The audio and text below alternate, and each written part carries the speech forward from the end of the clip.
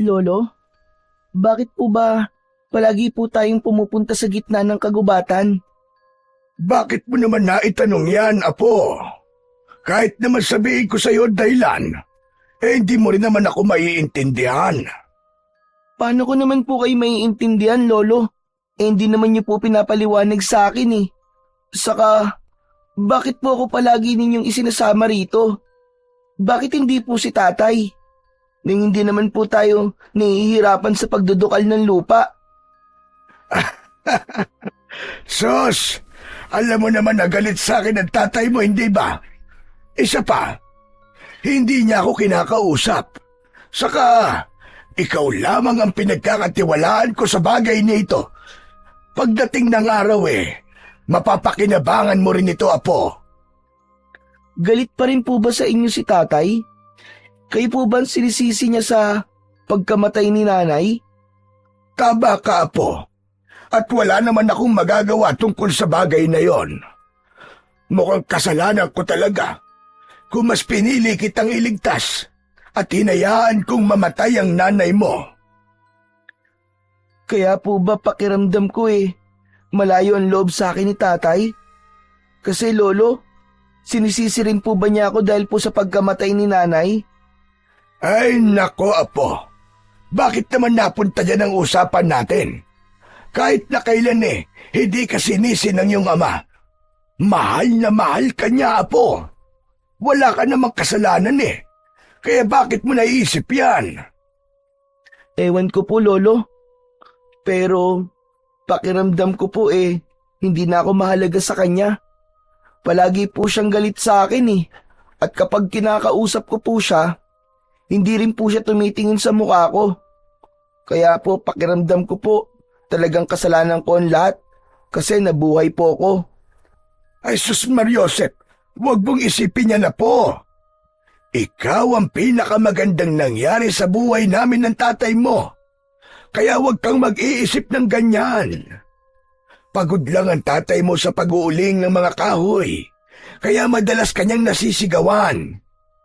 O hala, nandito na pala tayo Lumapit ka, Apo. Doon, sa ugat ng puno ng balete. Lolo, sandali lang. Nagtataka lang po talaga ako sa inyo Bakit po ba kailangan niyong hukayin ng garapon? Hindi po ba ibinaon niyo na po yan noong nakaraang linggo? Tapos tuwing Biyernes po alas 4 ng hapon, hinuhukay po natin ang lupa. Tapos titignan na naman po niyo yun. Tapos kakausapin. Tapos ibabaon na naman po niyo uli. Hindi po ba kayo napapagod, Lolo? Ay nako, Diyos kong bata ito. Ang dami-dami mong tanong. Apo, balang araw, malalaman mo rin kung bakit ko to ginagawa.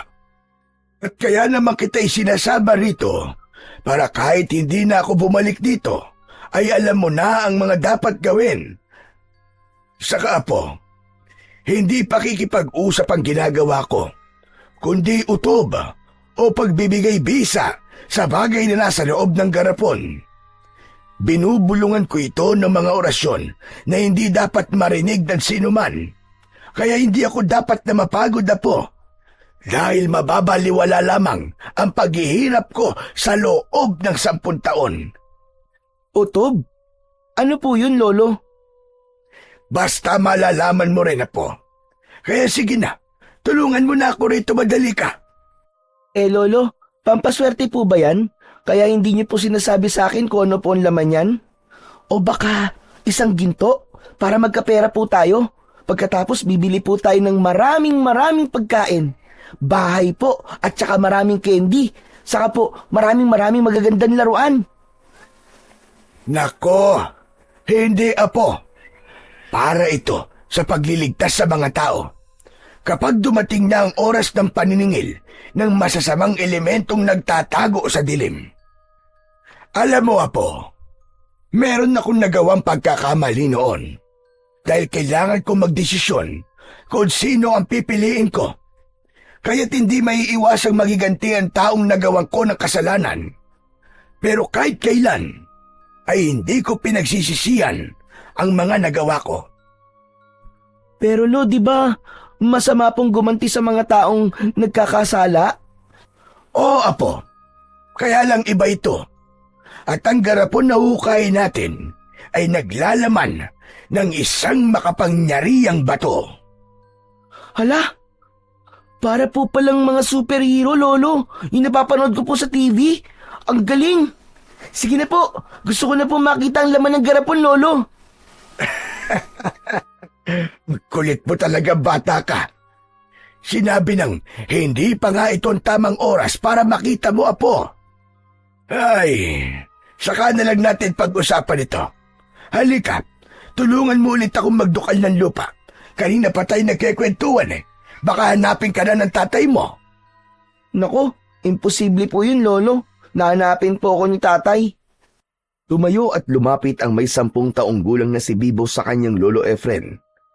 Habang nakaupo ito, malapit sa ugat ng puno ng balete.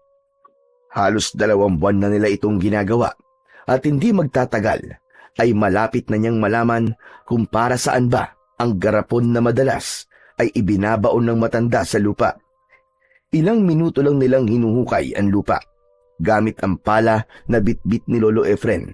Saka nito kukunin ang transparent na garapon na may kulay dilaw na likido sa loob.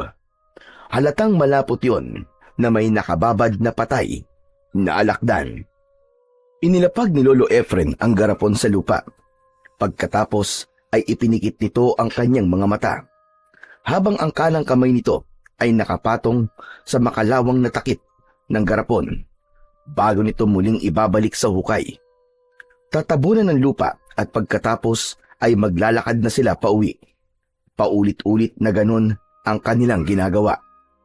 Hindi pa man sila nakakarating sa kanilang tirahan ay nakita na nila ang humahangos na si Marlon. Butil-butil ang pawis nito sa noo. Halatang tumakbo ito para hanapin sila. Kapansin-pansin din ang pamumutla ng labi ng kaibigan bago nakatukod ang 2 kamay na nakayuko habang nagsasalita. Mabuti na lang. Nakita ko na kayo, Lolo Efren, Bibo. Kanina ko pa kayo hinahanap eh. Bakit ba, Marlon? May nangyari ba? Hindi agad ito nakapagsalita para sagutin ang tanong ni Bibo. Itinuturo nito ang pinanggalingang daan habang habol pa rin ang sariling hininga. Aba, sige na Marlon, magsalita ka na. Paano namin malalaman na nangyari sa'yo? Ano ba talaga nangyari? Si Mang Nardo po. Nakita ko pong walang malay sa daan. Namamaga po ang kanyang muka at mataas na rin po ang lagnat. Nagpatulong na lamang po ako sa mga kaibigan ni tatay na madala po siya kahit kay Lola Celia. Ano ka mo? Abay, Diyos ko po. Ano nangyari at nagkagayon siya? Halika, Bibo. Kailangan natin makita ang ama mo. Magmadali ka. Saglit lang na hindi nakagalaw si Bibo nang marinig niya ang sinabi ng kanyang kaibigan. Akma na sana silang tatakbo sa daan pauwi sa bahay nila, pero pinigilan sila ni Marlon. Hindi po riyan ang daan. Dito po.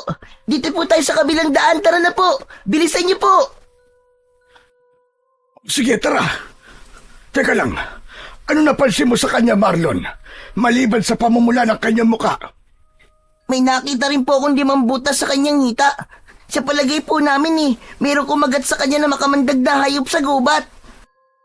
Mas lalong nilakihan ng maglolo ang kanilang paghakbang sa pagtahak sa daan papunta sa bahay ni Lola Celia. Matagal nang albularya ang matanda sa kanilang baryo, pero ngayon lang nila mapupuntahan ang bahay nito dahil puro kagat lang naman ng aso, tuklaw ng ahas o kahit na anong kagat ng makamandag na hayop ang ginagamot ng matanda gamit ang kulay itim na batong pangtambal. Habang tinatahak nila ang daan, ay panay ang tulo ng luha sa mga mata ni Bibo. Natatakot siya para sa kanyang ama. Baka mapahamak ito at hindi niya na maabutang buhay si Mang Nardo. Kahit hindi ito madalas na makipag-usap sa kanya, ay hindi pa rin naman niya hahangarin na mapahamak ito o may mangyaring masama. Lakad at takbo ang ginawa nila para makarating kagad sa bahay ni Lola Celia. Pagkarating ng tatlo sa tapat ng bahay ng matanda, napansin nila ang mahabang pila ng maraming tao. Nakaupo ang mga ito sa upuang gawa sa kahoy. Hinanap kagad ng paningin ni Bibo kung nasaan ang kanyang ama, pero bigo siyang makita ito roon. Marlon, akala ko ba nandito si tatay? At dito mo siya dinala? Nasaan si tatay? Ipinasok namin siya sa loob ng silid ni Lola Celia dahil wala pa rin siyang malay nang dinala namin siya rito eh. Kaya tara na po sa loob. Sa likod po tayo ng bahay dumaan. Sumunod sina Lolo Efren at Bibo kay Marlon habang malaki ang mga hakbang ng kanilang paa. Halos patakbo silang pumasok sa kusina ng matanda. Marami pa rin ang mga taong nakaabang sa loob ng bahay. Lahat ay naghihintay na matapos ang matanda sa pagtatambal sa sugat ng mga ito. Maririnig ang mga daing dahil sa sakit. Ang iba naman ay namimilipit dahil sa kirot ng mga sugat nito. Dito niya napansin na parang ang daming nakakagat ng sinasabing hayop sa gubat. Lola Celia, kasama ko na po ang ama at anak ni Mang Nardo. Sasamahan ko po muna sila sa loob ng silid. Ay, salamat naman. O sige na, Marlon. Samahan mo na muna sila at susunod na lamang ako sa inyo kapag natapos na ako rito. Tara na po, Lolo Efren. Dito po tayo. Pinagmasdan muna ni Bibo ang itsura ng matandang babae. Sa tingin niya ay edad 68 taong gulang na ito. Maraming nakasuot na kwintas sa leeg nito at napansin niyang lahat ng yon ay gawa sa sanga ng kahoy. Palaging nakangiti kapag kaharap ang mga pasyente. Nakita niya rin ang mga bato sa mga sugat ng mga pasyente na nakadikit sa mga balat ng mga ito. Biglang nagtama ang kanilang paningin. Para bang meron siyang kakaibang naramdaman nang matitigan niya ito sa muka. Ano pa bang ginagawa mo rito? Aba, sige na. Puntahan mo na ang tatay mo ron sa silid. Ginabot ko na siya at pwede niyo na siyang maiuwi kapag nagkabalay na siya. Narinig naman ni Lolo Efren ang sinabi ni Lola Celia kay Bibo na bumalik pa ng maramdamang hindi siya sumunod rito sa pagpasok sa silid. Hinilan ni Lolo Efren ang kanyang kamay at humarap kay Lola Celia. Maraming salamat sa iyo, Celia. Ay, wala ka naman. Sige na, puntahan niyo na ang anak niyo. At marami pang pasyenteng naghihintay sa akin sa labas. Tara na. Silipin na muna natin si Nardo, Apo.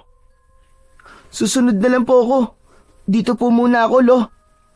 Iniwan sila ni Lola Celia at lumabas ito papunta sa sala. May dala itong palanggana at talbos ng mga bayabas. Naunang pumasok sa loob, sina Lolo Efren at Marlon. Si Bibo naman ay naiwan sa kusina habang pinagmamasdan pa rin ang ginagawa ng matanda. Minsan na rin siyang nangarap na maging isang albularyo katulad ng matanda. Kaya lang, pagkatapos mamatay ng kanyang ina, ay hindi na siya iginapang ng kanyang ama sa pag-aaral dahil kulang pa sa kanilang mga pangangailangan sa pang-araw-araw ang kinikitan ng kanyang ama sa pag-uuling ng kahoy. Lalo pa at nagkasakit ito ngayon. Napansin ni Bibo na parang may ipinapainom na kulay berdeng likido si Lola Celia sa mga pasyente nito. Parang katasyon ng dahon ng bayabas. Tigi-isang kutsara ang dami nun, pero mabisa ang gamot para sa sugat. Pagkatapos ang namumutlang labi ng pasyente, ay biglang magkakaroon ng kulay at mawawala ang lagnat. Lihim siyang humahanga sa matanda. Akma na sana siyang lalapit dito nang maramdaman niya ang kamay ni Marlon. Nakakunot ang noo nito na binalikan siya para pumasok na sa loob ng kwarto ng matanda. Hoy, ano ka ba? Saan ka ba pupunta? Hinahanap ka lang ni Lolo Efren eh. Manunod sana ako sa panggagamot ni Lola Celia eh. Bakit ba? Anong bakit ka dyan? Baka magkabalay na si Mang Nardo, wala ka sa tabi niya. Mahalaga pa bang nasa tabi niya ako? Bibo, ano ba? Pambihira ka naman eh. Kailangan pa bang itanong yan? Akala ko ba nag-aalala ka sa kanya. Bakit Marlon? Kumusta na ba siya? wala pa ring malay ang tatay mo. Pero may benda na ang sugat sa hita niya. Grabe, ang taas ng lagnat niya talaga. Saka, namamaga pa rin ang kanyang muka. Wala sanang balak si Bibo na tignan ng kanyang ama dahil alam naman niya na mabuti at mahusay ang matandang gumamot dito. Kaya nang marinig niya ang sinabi ni Marlon ay nagmamadali na siyang pumasok sa loob ng silid nito. Nakita niyang nakahiga ang kanyang ama sa katre na gawa sa kawayan. Bumundol ang kaba sa kanyang dibdib nang makitang wala pa rin itong malay. Malungkot na nakaupo si Lolo Efren sa tabi ni Mang Nardo. Maya-maya pa ay pumasok na si Lola Celia. Hindi pa rin ba siya nakakabalay? Hindi pa rin, Celia. Saka bakit ganun? Hindi mawala-wala ang lagnat niya. Batay siya nakita ko sugat niya sa hita. Parang naggaling yun sa kagat ng hayop na may mahabang pangil. Pero babaya lang mawawala na rin ang kanyang lagnat. Dahil nilagyan ko na yun ng tambal. Baka pagod lang siya, kaya nakatulog. Lola, gusto ko rin po sanang matuto sa panggagamot. Bakas sa mukha ng matanda ang gulat sa sinabi ni Bibo. Napapangiti itong napatitig sa mukha niya, pero naramdaman niya ang kamay ng matanda na ipinatong sa kanyang balikat. Diyos mio naman bata ito. Pasensya ka na, Celia, ha? Pilyo lang talaga batang ito Palibasa ay nagmana sa kanyang ama. Mausisa, kaya lahat na lang gustong subukan. Bakit? Wala na ba masama kung gusto niya subukan Kung hindi nakakaabala, gusto mo bang turuan kita, Bibo?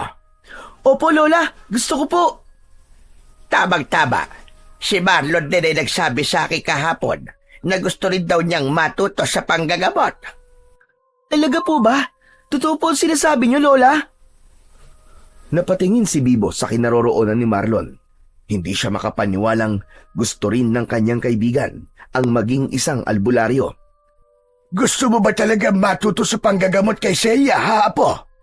Hindi madaling matuto sa panggagamot. Marami kang kailangang pagdaanan. Opo, Lolo. Desidido po ako. Saka makakasama ko naman po si Marlon Para kapag nagkasakit kayo, ako na po ang gagamot sa inyo ni tatay. Napakaswerte mo naman pala, Efren, sa pagkakaroon ng mabait na apo. Aba, nasan ba ang nanay ni Bibo? Kasi... Ay hindi na bale. O paano? Bibo, pangako yan Gusto ko na rin na may mapagpapasahan ako ng aking kaalaman sa pagkagamot. Malayo ang mararating yung magkaibigan, kaya't ipagpatuloy nyo yan. Mabuti pa si Bibo. Papayagan ni Lolo Efren. Ako po kasi, hindi ko alam kung papayagan po ako ng mga magulang ko Di wag mong ipaalam sa kanila. Nako, mali yun, Apo. Walang respetong anak ka kapag hindi ka nagpaalam sa magulang mo. Teka, nasabi mo na rin ba ito, Apo, kay Nardo? Po? Nakong bata ka. Alam ko lang ibig sabihin ng pamimilipit ng mga kamay mo. Mas makabubuting magpaalam ka muna kay tatay mo. Aba, baka sa akin pa siya magalit. Saka ayoko ng gulo sa pagitan naming dalawa. Kaya sana, Apo, magpaalam ka muna sa kanya. Tama naman ang lolo mo, Bibo. Baka paghihintay naman ako O paano? Maiwan ko muna kayo Tawagin niyo na lamang ako sa labas kapag nagkabalay na si Nardo. Nahabol na lamang ng tingin ni Bibo si Lola Celia habang papalabas ito sa silid. Nagkatinginan naman sina Marlon at Lolo Efren nang tumingin ang mga ito sa kanya. Maya-maya pa ay napansin niyang gumalaw ang daliri ng kanyang ama. Naglahong bigla ang pag-aalala niya nang makita itong nagmulat ng mga mata. Tay, kumusta na po ang pakiramdam niyo? Anong ginagawa niyo rito? Saka nasan ako? Ako po nagdala sa inyo rito. Nasa bahay po kayo ni Lola Celia. Ganun ba? Gusto ko nang umuwi. Magpahinga ka na muna saglit, anak. para bumalik ang lakas mo. Tumingin ng masama si Mang Nardo kay Lolo Efren. Napansin ni Bibo ang pagguhit ng galit sa mga mata ng kanyang ama. Kayo manatili rito. Hindi ko kailangan ng opinyon nyo. Umalis na nga kayo sa harapan ko. At babangon na ako. Tay, nag-aalala lang naman po kami sa inyo eh. Ay, wala akong pakialam. Hindi ko kailangan ng mga pag-aalala nyo sa akin. Bakit ba ako nandito ha? Bakit po ba ganyan kayo, Tay? Kami na nga po nag-aalala sa inyo, galit pa po kayo. Nakakahiya naman po kay Marlon, no? Siya po nagbala sa akin sa inyong dalhin kayo rito. Yun naman pala eh. Hindi naman pala kayo nagdala sa akin dito eh. Salamat na lang sa'yo, Marlon ha. Pero kailangan ko nang umuwi. Walang anuman po, Mang Nardo. Apo, sige lumabas ka muna. Marlon, samahan mo muna si Bibo. Ako nang bahala rito. Umalis din kayo, Tay. Hindi ko kayo kailangan dito.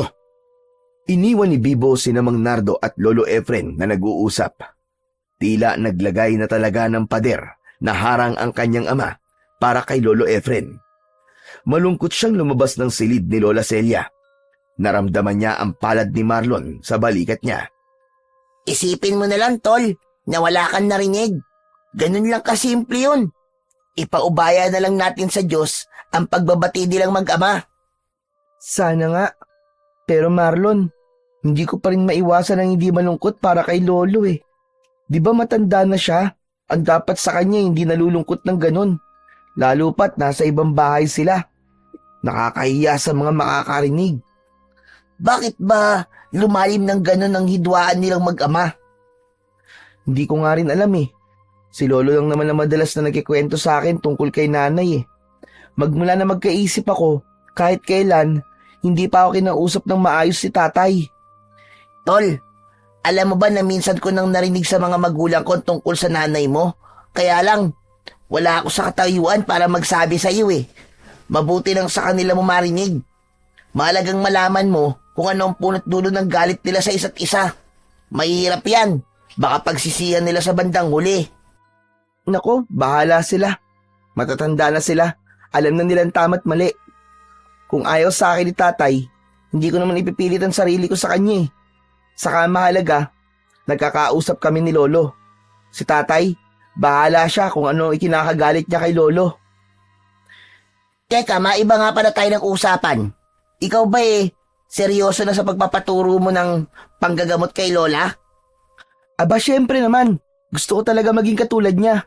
Ang dami kasing napapagaling ni Lola eh. Saka ang astig na mga gamit niyang pantambal. Isang tapat lang ng bato, magaling na agad ang pasyente niya. Totoo ba yung naririnig ko, ha, Bibo? Sabay silang napalingon ni Marlon sa pinagmulan ng boses ni Lola Celia. Nakangiti ito na kanina pang nakikinig sa kanilang pinag-uusapan. Kanina pa po ba kayo dyan, Lola?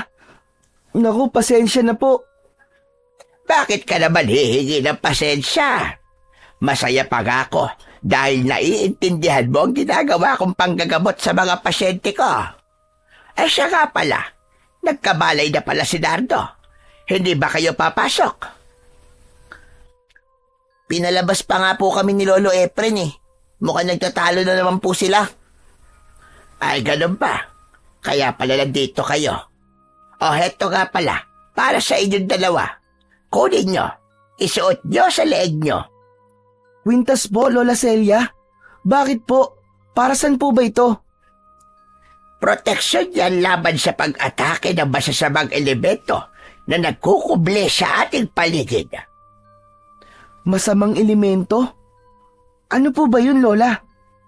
Mga nilalang na nagkukuble sa kadiliman. Katulad ng mga aswang, mga nag-aanyong tao o hayop. Kaya palagi kayong mag-iingat. Pero dahil sa proteksyong ibibigay ko sa inyo, hindi nila kayo basta-basta masasaktan. O sige na, isuot niyo na yan. Wow! Ang ganda naman po nito, Lola. Ang astig po tignan.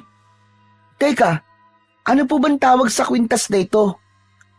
Ang tawag dyan, matag-uwak. Isang uri ng bunga ng punong liwag na madalas na makikita sa katawan ng puno ng balete. Mabisang pantaboy yan sa panganib at kamalasan. Madalas yan gamitin ng mga albularya katulad ko. Di ba? Gusto nyo maging albularyo kagaya ko? Magtatanong pa sana si Bibo sa matanda nang bigla nang lumabas ang kanyang ama. Hindi ito nagsalita. Dumaan lang ito sa harapan nila. Kasunod ang malungkot na si Lolo Efren. Lolo Efren, ano po nangyari sa pag-uusap nyo? Ayoko muna pag-usapan niyan, Bibo. Tara na, umuwi na tayo at malapit ng dumilim. Uuwi na ba kayo? Oo, Celia. Malapit na kasing gumabi. Mahirap maglakad lalo pa't kailangan namin dumaan sa kakauyan. Maraming salamat nga pala sa'yo. Pasensya na rin sa abala. O siya, tara na po. Umalis na tayo. Nang makaalis na sila sa bahay ng matanda, ay napansin ni Bibo na kanina pa walang imik si Lolo Efren. Magmula nang umalis sila sa bahay ni Lola Celia, panay rin ang buntong hininga nito.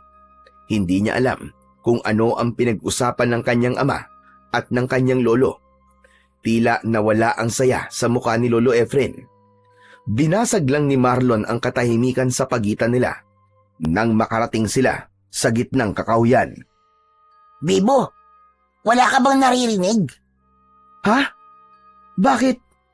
Kanina pa parang may sumusunod sa atin eh. Nako, baka si tatay lang yun. Sira ka ba? Sabi ko, sumusunod sa atin. Ang tatay mo kanina pang umalis yun, di ba? Para kasing kinakabahan ako eh. Kakaiba rin ang galaw ng mga dahon sa paligid. Para bang may hindi magandang mangyayari sa atin ngayong gabi. Gabi ka dyan. Maliwanag pa naman ang daan eh. Kau talaga oo. Lumingon si Bibo sa hulihan nila at wala naman silang nakitang kakaiba sa daan. Si Lolo Efren naman ay tahimik pa rin na naglalakad. Hindi na nakatiis ang dalawa. Hinayaan nilang makalayo ang matanda at pinakinggan na lamang nila ang kaluskos sa likuran nila. Inilingan nila ang kanilang paningin sa paligid at ganun na lamang ang kanilang takot nang makita nila ang dalawang malalaking asong gubat, kulay itim at isang kulay abo. Tayong-tayo ang mga balahibo, ganun din ang mga tenga nito. Pati ang malaapoy nitong mga mata ay sumasabay sa malakas nitong pag-angil sa kanila. Napapaatras ng hakbang ang magkaibigan habang hindi malaman ang kanilang gagawin. Hindi rin nila inaalis ang paningin sa dalawang asong gubat na galit na galit. Nya, sinasabi ko na nga ba't kanina pa tayo sinusundan ng mga aso na yan eh. Paniguradong sila ang kumagat kay Mang Nardo. Diba, sabi ni Lola, pangontra sa kanila ang matang uwak na suot natin. Itinaas pa ni Bibo ang suot niyang kwintas para ipaalala sa kaibigan ang kakayahan ng bunga ng ligaw na damo. Pero mas lalo lamang lumakas ang pag-angil ng dalawang asong gubat. Pero mukhang wala namang epekto yan sa kanila eh. Tignan mo oh, mas lalo lamang silang nagwawala. Tumutulo pa ang kanilang laway habang panay ang kaskas ng unahan ng kanilang paa sa lupa. Parang pasugod na sa atin. Umalingaw-ngaw ang malakas na alulong ng mga asong gubat sa buong kagubatan. Dahilan para marinig ni Lolo Efren na nasa panganib ang dalawang bata. Nagmamadali itong bumalik at nakita nga ng matanda ang dalawang asong gubat na may nagbabantang mga mata. Lumayo kayo sa kanila! Aswang ang mga yan! Nagulat ang dalawang bata sa biglang paglitaw ni Lolo Efren sa kanilang harapan. May dala itong matigas na kahoy na siyang iwinawas-iwas nito sa ere, paharap sa dalawang asong gubat. Patuloy ang mga ito sa pag-angil at pagakbang papalapit sa kanilang kinaroroonan. Habang sina Marlon at Bibo naman ay takot na humahakbang paatras, palayo sa naturang mga asong gubat.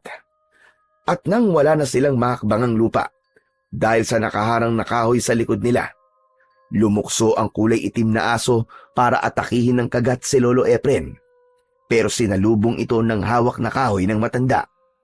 Tinamaan ng asong gubat sa leeg at bumagsak ito ng pasadsad sa lupa. Umaangil ito dahil sa sakit na nararamdaman.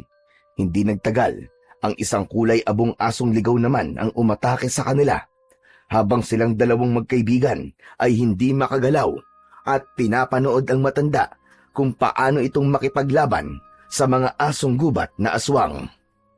Takbo na! Tumakbo na tayo! Pinagtig-isahan nila ang kamay ni Lolo Efren. Magkakahawak ang kanilang mga kamay na tumakbo papalayo sa mga aswang. Halos magpaekis-ekis pa sila sa daan nang maramdaman nila ang paghabol ng mga asong gubat sa kanila. Lolo, hinahabol pa rin po nila tayo! Kaya bilisan niyo, Apo! Dala ng matinding pagod, takot at pag-aalala, nadapa sa pagtakbo si Marlon at nahila nito ang matanda. Kaya naman halos magkakasabay silang natumba sa masukal na damuhan, at dahil malapit na silang abutan ng mga aso, humanap sila ng mga kahoy na pwede nilang gamitin panlaban sa mga asong humahabol sa kanila. Sa pag-atras nila sa kanilang likuran, ay biglang natumba si Lolo Efren. Tinamaan ng paa nito ang isa pang paa ng taong nakahandusay sa daan. Paglingon nila ay halos hindi na ito makilala. Doon nila napagtanto na hindi lang pala sila ang gustong biktimahin ng mga aso, dahil meron na palang nauna. Bumundol ang kaba sa dibdib ni Bibo nang maisip na baka ang kanyang ama ang nakahandusay sa daan. Kaya't mabilis siyang napatingin sa mukha ng biktima. Nakahinga lang siya ng maluwag nang makitang hindi yon ang tatay niya. Diyos ko! Nagsisimula na naman ang paglaganap ng kadiliman sa baryong ito. Sinasabi ko na nga ba? At babalik sila! Babalik siya! Sino po, Lolo? Sino po yung babalik? Lolo, nariyan na ulit ang dalawang asong gubat. Ano pong gagawin natin? Muling sumulyap si Bibo sa itsura ng biktima sa kanilang likuran. Tila natuyo ang balat nito at parang naging isang patay na kahoy. Ang kalahating katawan ay nagmistulang uling dahil sa pagkasunog. Matindi ang sinapit na pagpapahirap sa katawan ng biktima at hindi malabong mangyari na sapitin din nila ang nangyari sa lalaking yon. Kaya maigpit niyang hinawakan ang napulot nilang kahoy at itinutok yon sa harapan, kung saan ay patuloy na umaangil ang dalawang asong gubat na gusto silang katayin. Dahan-dahan ang mga ito na humahakbang papalapit sa kanilang kinatatayuan. Nakangising nakabuka ang bibig. Talasan niyo ang inyong mga mata. Huwag kayong pakakagat sa kanila. Lolo, hindi po kaya napahamak na rin po si tatay? Huwag naman sana, Apo. Sige, huwag din yung aalisin ang paningin niyo sa dalawang asong yan. Kung hindi, papatayin nila tayo. Hindi pa man natatapos sa pagsasalita si Lolo Efren, ay sumugod na sa kanila ang kulay itim na aso. Lumukso ito sa gitna nilang tatlo at nakagat nito sa braso si Marlon. Napasigaw ang kanyang kaibigan nang dahil sa labis na sakit. Iwinasiwas ng aswang ang ulo nito habang nakakagat pa rin sa kamay ni Marlon. Nabitiwan ni Marlon ang hawak niyang kahoy. Kaya naman, lumapit si Bibo at magkakasunod na pinaghahampas ang ulo ng asong gubat. Maya-maya pa ay tumalon naman ang isa pang kulay abong asong gubat para sakmalin sa braso si Bibo. Naramdaman na lamang niya ang pagbaon ng pangil sa kanyang laman at halos mapaihi siya sa shorts ng dahil sa sakit. Nilampasan na mga ito si Lolo Efren at sila lang dalawa na magkaibigan ang inatake ng mga ito.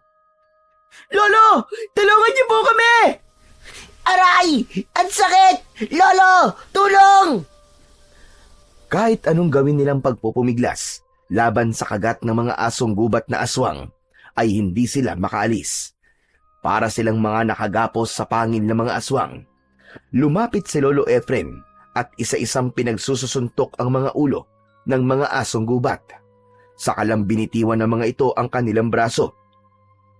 Bumagsak sa lupa ang magkaibigan, habang ang dalawang asong gubat naman ay patuloy na nakatayo sa kanilang harapan, habang tumutulo ang malapot nitong laway na may kasama pandugo. Kasunod ang muling pag-atake ng mga ito. papalapit sa kanilang kinaroroonan. Saktong paglukso ng mga asong gubat, ang pagtama naman ng tig-isang bato sa mukha ng mga ito. Bumagsak ang mga aswang sa damuhan. Nang lingunin nila ang pinagmulan ng bato, ay nakita nilang nakatayo si Lola Celia. Halatang tumakbo ito para habulin sila. Nang muli silang tumingin sa gawin ng mga asong gubat, nakita nilang bahag na ang buntot ng mga ito at kumaripas ng takbo, papalayo sa kanila. Hanggang sa naglaho ang mga ito sa madilim na bahagi ng kakahuyan. Diyos ko, nakagat kayo sa braso. Hali kayo at gagamutin ko kayo. Hindi na kailangan, Celia. Dati rin naman akong albularyo, kaya ako na ang gagamot sa kanila. Pero Lolo, kay Lola Celia na lang po ako magpapagamot para hindi na po kayo mahirapan. Wala nang nagawa si Lolo Efren, kung hindi ang hayaang umalis sina Marlon at Lola Celia. Sakalang naramdaman ni Bibo ang pananakit ng kanyang sugat sa braso. Pero imbis sa bahay ay dumiretso sila sa lugar kung saan naroon ang madalas nilang puntahang garapon na nakabaon sa lupa. Lolo, bakit dito po tayo pumunta? Saka hindi po ba't kagagaling lang po natin dito kanina? Dahil panahon na para gamitin ito. Sa nakita kong biktima kanina, hindi ako maaaring magkamali. Bumalik na ang mga aswang para kunin ka, Apo. Ha? Ano po? Kunin ako? Pero bakit po, Lolo? Mahirap ipaliwanag, Apo. Pero sa ngayon, kailangan ko munang malagyan ng gamot ang sugat mo bago pa yan lumala. Sinabi niyo po kanina na aswang po ang umatake sa amin ni Marlon. Anong klaseng aswang po sila, Lolo? Ang dalawang asong gubat na yon ay dating tao. Sila ang tagapaghanap ng maahawaan ng pagiging aswang sa pamamagitan ng pagkagat sa braso at hita. Sila ang mga aswang na kung tawagin ay aswang na bakoro, kalahi ng mga tiktik. Lolo, ano pong mangyayari sa makakagat po nila? Hindi magtatagal, mawawala sila sa kanilang mga sarili. At wala nang ibang susundin kundi ang kanilang pinuno. Kaya kung hindi kagad nagamot ni Celia ang sugat sa hita ng tatay mo, sigurado kong matutulad ang iyong ama sa lalaking nakaandusay sa daan kanina. Ngayon ko lang naintindihan kung bakit maraming tao ang biglang inatake ng mga asong gubat. Nagsisimula na siyang humanap ng gagawin niyang hukbo. Pero bakit po, Lolo? Sinasabi niyo pong ako ang kailangan nila. At sabi niyo pa bumalik na sila para magasik ng lagim. Dahil ang mga nilalang na yon ay mabilis magparami. Kukuha sila ng batang gagamitin nila para sa pag-aalay sa pulang buwan. Bago ang pagsapit ng piyesta, ang lahat ng mga mayahawa ng aswang ay pipila na parang prosesyon. Tandaan mo, Apo, mapanganib kung makukuha ka nila. Mamamatay na muna ako bago sila magtagumpay. Gagawin ka nilang supremo ng mga aswang. Ano? Supremo ng mga aswang? Alam po ba ni tatay ito, Lolo? Sa simula't simula ay wala nang pinaniniwalaan ng iyong ama. Kaya hindi niya nakikita ang mga nangyayari sa paligid niya. Pero Lolo, naguguluhan ako Bakit po ako? Bakit ako po ang kailangan nila? Dahil hindi ka pang karaniwan na po. Halika, tulungan mo akong hukayin ng garapon. Kailangan na nating magmadali. Ito na ang oras para magamit ko ito para sa iyo. Magkatulong silang naghukay sa lupa at mabilis nilang kinuha ang garapon. Nagmamadaling binuksan yon ng matanda at nakita niya sa loob ang matigas na katawan ng alakdan. Kasama ang liabe. Ang liabe na gawa sa asero ay madalas na isinusuot sa 4 na daliri para gamiting pansuntok sa kalaban. Nakakunot ang noo ni Bibo na napasulyap sa mukha ng matanda. Sinipat ni Lolo Efren sa ere ang liabe. Nakita lamang nila yon dahil sa sikat ng buwan na unti-unting lumilitaw sa ulap. Lolo, ano po bang bagay na yan?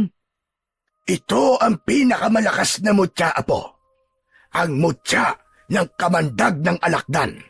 At ang liabi na to ang gagamitin mo laban sa mga aswang na bakoro. Hindi ko alam, Apo, kung gaano na sila karami. Natatakot akong baka hindi mo kayaning lumaban sa kanila. Kaya gumawa ko ng mutya na magagamit mo laban sa kanila. 10 taon nang nakalilipas. Magmula ng isilang ka, ay nakabaon na ang mutyang ito sa lupa na malapit sa ugat ng balete. Dahil naniniwala ako na kapag malapit ito sa balete, ay magkakaroon din ito ng immortal na kapangyarihan. Hindi ko po kayo naiintindihan, Lolo eh. Bakit kailangan kong lumaban sa kanila? Pwede naman pong ipaubayan na lang natin to sa mga tanod o di kaya po sa mga pulis. Ikaw lamang ang makakatalo sa kanila, Apo. Akin ang braso mo, yung may sugat, at papatakan ko ng katas ng alakdan. Akma na sanang hahawakan ni Lolo Efren ang kamay ni Bibo. Nang mabilis niyang binawi yon, naalala niyang nakamamatay ang kamandag ng alakdan. Teka, sandali lang po, Lo. Baka naman po mamatay ako kapag nalagyan ng kamandag ng alakdan ng sugat ko. Hindi, Apo. Dahil ang lahat ng kamandag ng alakdan ay nakadikit na sa liabe. At ang natuyong katawan ng alakdan naman ang gagamitin mong tagsuri kapag may kaharap ka ng aswang. Gamot ito sa lahat ng lason, maging sa hawa ng aswang. Kinuha ni Lolo Efren ang alakdan sa loob ng garapon. Napansin niyang isang uri yun ng kwintas. Hindi niya akalaing tatagal yon sa mahabang panahon na nakababad lang ito sa malapot na likido. Meron na itong hindi magandang amoy. Kaya naman, habang isinusuot niya ang kwintas, ay napataklob siya ng palad sa kanyang ilong. Huwag kang mag-alala. Mawawala rin na mabahong amoy na yan. Naramdaman ni Bibo ang pagdampi ng malamig na likido sa kanyang sugat. Maanghang na may konting hapdi at nagulat siya sa naging reaksyon ng gamot sa kanyang sugat. Bumula iyon na parang agwa oksinada. Kasunod ng makating pakiramdam at pagkatuyo ng dugo sa palibot ng kanyang sugat. Lumitaw ang 5 butas na mula sa pangil ng asong gubat. Nawala ang sakit. Bumakas sa mukha ni Lolo Efren ang matinding kasiyahan. Nagtagumpay ako, Apo. Nagawa kong pagalingin ang sugat mo gamit ang mutya ng kamandag ng alakdan. Paano niyo po nasabing napagaling niyo na po ang sugat ko, Lolo? Dahil natuyo ang sugat mo at nawala ang pagdurugo. Diyos ko, mapapanatag na ang loob ko dahil alam ko nang may magagamit kang panlaban sa kagat ng mga asong gubat. Dala ng matinding katuwaan, ay payakap na binuhat ni Lolo Efren ang garapon at naglakad na silang dalawa, pauwi sa kanilang bahay. Suot naman ni Bibo ang kwintas, ganon din ang liabe sa kanyang kamao. Pagdating nila sa bahay, ay nakita nilang nagkalat ang mga damit nila sa lupa. Kaya pansamantalang inilapag ng matanda ang garapon sa lamesa na gawa sa kawayan. Ilang sandali pa, ay lumabas si Mang Nardo, yakap ang mga damit at inihagis sa labas ng balkonahe. Hindi naiintindihan ni Bibo ang mga nangyayari, pero alam niyang nagsisimula na ang kanyang ama na ipakita ang galit nito sa matanda. Tay! Ikaw na matanda ka! Lumayas ka sa pamamahay ko! Tay, bakit po? Bakit niyo po itinatapon ang mga damit ni Lolo? Hindi pa ba halata na ayaw ko na siyang makasama sa bahay ko? Sawang-sawa na akong makita ang pagmumukha niya. Naaalala ko lang kung anong ginawa niya sa asawa ko. Kung gusto mo, lumayas ka na rin, Bibo. Magsama kayong dalawa. Kung ikagagaan ng loob mo, aalis ako. Matatanggap ko mga sinasabi mo, pero wag mong idamay ang apo ko. Wala siyang kasalanan dito. Bakit? Nakukonsensya ka na ba? Kahit na kailan, hindi ako makukonsensya sa ginawa ko dahil 2 taong nailigtas ko. Kung sarado na talaga ang puso mo sa lahat ng mga paliwanag ko, wala na akong magagawa. Pero sana, naisip mong kahit na kailan ay hindi kita tinrato ng ganito. Parang pinipiga ang dibdib ni Bibo habang nakikita niyang pinupulot ni Lolo Efren ang mga nagkalat nitong damit. Akma na sanang tutulungan ni Bibo ang matanda nang hablutin ng kanyang ama ang kanyang braso. Huwag mo siyang tulungan. Wala siyang kwentang ama.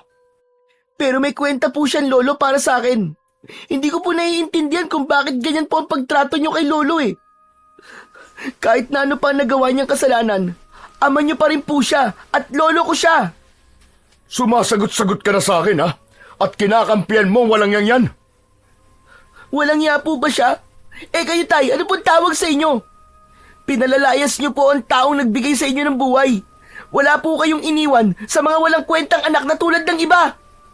Hindi na mababawi ni Bibo ang pagkakamaling nasagot niya ang kanyang ama. Malakas na dumapo sa pisngi niya ang palad ni Mang Nardo, habang hawak pa rin siya nito sa braso. At dahil sa mutyang suot niya, hindi niya naramdaman ang sakit ng pagtama ng palad nito sa mukha niya. Sa halip, galit niyang tinanggal ang kamay nito sa braso niya at hindi niya inaasahan ang mga sumunod na nangyari. Tumalsik ito sa dingding na gawa sa sawali. 3 dipaan layo mula sa kanya. Nasira ang dingding at nahulog pa ito sa ibaba ng balkonahe. Apo! Lo, ano po itong nangyayari sa akin? Si tatay po! Nasaktan ko po siya! Ilang beses na nagpalipat-lipat ang tingin ni Bibo sa kinahulugan ng kanyang ama at kay Lolo Efren na hindi kagad nakapagsalita. Tila natulala ito sa nakitang lakas ni Bibo. Saka lang nakabawi sa pagkakabigla si Lolo Efren at mabilis na nilapitan si Mang Nardo na nakahandusay sa lupa. Habang walang malay, pinagtulungan nila itong buhatin at inilipat sa bangkong mahaba na gawa sa tabla na kahoy. Maya-maya ay napansin ni Bibo ang pamamaga ng hita ng kanyang ama. Nakita rin yun ni Lolo Efren. Lolo, ano po nangyayari kay tatay? Bakit parang mas lalo po yatang lumalala ang kanyang sugat? Ano po kaya kung gamutin niyo po ang sugat niya ng gamot po na inilagay niyo po sa sugat ko? Sa palagay ko, ay malala ng sugat niya, Apo. Unti-unti na siyang nangihina dahil sa impeksyon. Pero ang sabi po ni Lola Celia ay gagaling po si tatay. Bakit po ganun? Hindi ko rin alam, Apo. Ngayon lang din ako nakakita ng ganyang klaseng sugat. Hindi kaya nahahawa na siya sa pagiging bakuro? Lolo, hindi po pwede yun. Iligtas po natin si tatay. Biglang naalala ni Bibo ang nangyari sa kanya kanina. Bigla siyang naging malakas, kaya pinagmasdan niyang mabuti ang suot niyang liyabe. Huwag ka na magtaka sa mga nangyayari, Apo. Dahil pagkatapos ko maibigay sa iyo ang mutya, magtataglay ka ng pambihirang kakayahan. Pag-aralan mo na lang kung paanong makokontrol ang lakas mo. Pero ayaw ko po sa mutya, Lolo. Munti ko na po masaktan si tatay. Tignan niyo po ang nangyari sa kanya. Bigla po siyang nawalan ng malay dahil sa ginawa ko. Sa palagay ko, hindi yun dahil sa lakas mo, Apo, o sa mutya. Nangyari ito dahil sa kumakalat na lason sa kanyang katawan. Lolo, natatakot po ako. Baka po mamatay si tatay. Akala ko pa naman po matutulungan kami ni Lola Celia. Bakit po parang mas lalo lamang po siyang lumalala? Hindi kasalanan ni Celia, Apo, kung bakit nangyayari ito sa ama mo. Nakita mo naman na ginawa niya ang lahat para magamot ang sugat ni Nardo. Marami rin siyang natulungang may sakit. Iba lang talaga ang tungkol sa epekto ng kagat ng asong gubat sa katawan niya. Sa tingin ko baka napasukan ng dumi ang sugat niya. Kaya siya nagkaroon ng impeksyon. Maluwaluwang napasulyap si Bibo sa nakahiga niyang ama. Halos magdamag niyang binantayan si Mang Nardo. Si Lolo Efren naman ay hindi umalis sa tabi ng anak. Inalagaan nito si Mang Nardo, maging sa pagpapalit ng damit nito. Saksi si Bibo sa pag-aasikaso ni Lolo Efren sa kanyang ama. Kaya hindi niya maintindihan kung bakit umabot sa ganito ang pag-aaway nilang dalawa. Kinabukasan ay nagising si Bibo sa pagwawala ng kanyang ama. Nagsisisigaw ito at namimilipit dahil sa sakit ng kanyang sugat. Panay ang pagmumura nito ni hindi niya magawang lumabas para harapin ang kanyang ama. Nag-aalala siyang baka maalala nito ang ginawa niya, kaya nagkasya na lamang siya sa pakikinig sa nangyayari sa labas. Lumayas ka sa harapan ko! Hindi mo kailangan ng tulong mo! Nagugutom ako.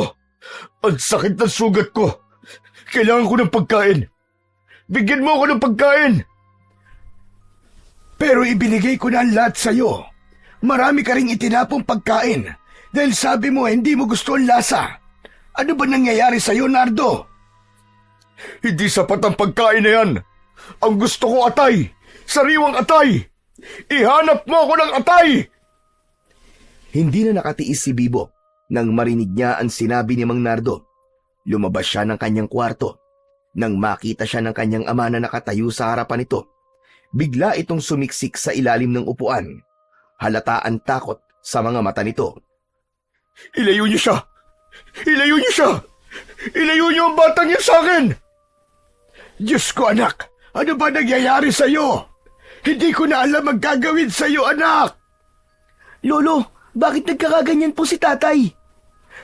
Alisin niyo siya sa harapan ko! Alisin niyo ang batang yan sa harapan ko!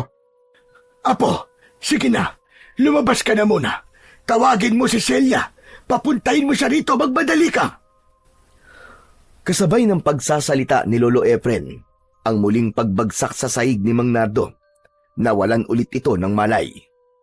Tumakbo palabas ng bahay si Bibo para puntahan si Lola Celia. Halos hindi lumapat ang kanyang mga paa sa lupa dahil sa pagmamadali para sunduin ang matandang albularya.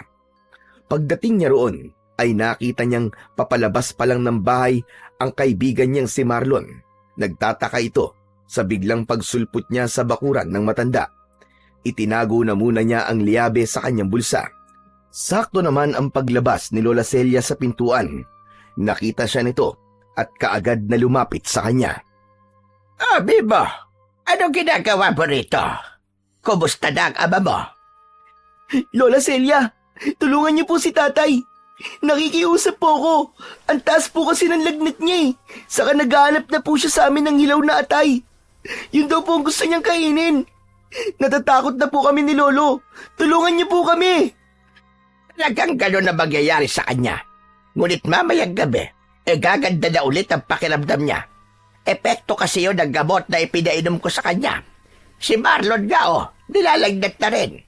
Pero normal lang sa kanya ang pagtaas ng temperatura ng katawan dahil may sugat siya. Maganda naman ang pakiramdam ko sa itinapal na dahon sa sugat ko, Bibo. Kaya baka dahil lang yun sa pagtaas ng temperatura niya sa katawan. Hindi lang masabi ni Bibo na bakit kakaiba ang paraan ng panggagamot ni Lolo Efren sa kanya at hindi niya naranasan ang mga sintomas na kagaya ng iba. Bigla niyang naalala ang tungkol sa suot nilang kwintas ni Marlon. Lola, kagabi po, inatake po kami ng aswang. Akala ko po pangontra po sa masasamang elemento ang suot naming matang uwak. Pero bakit napahamak pa rin po kami?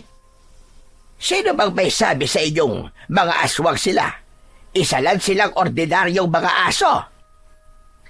Si Lolo Efren po may sabi. Siya po nagsabing aswang na bakoro ang nag-uutos po sa kanila. Kaya aswang po sila. At isa pa po, napakapula po ng kanilang mga mata at tumutulo po ang kanilang laway na may kasama pandugo. Pero ganun din ang mga mata ng nauulol na aso. Aba, baka nagkakamali lang si Efren. Teka, bakit ka nga pala naririto? Saka lang din naalala ni Bibo ang tunay niyang sadya sa matanda.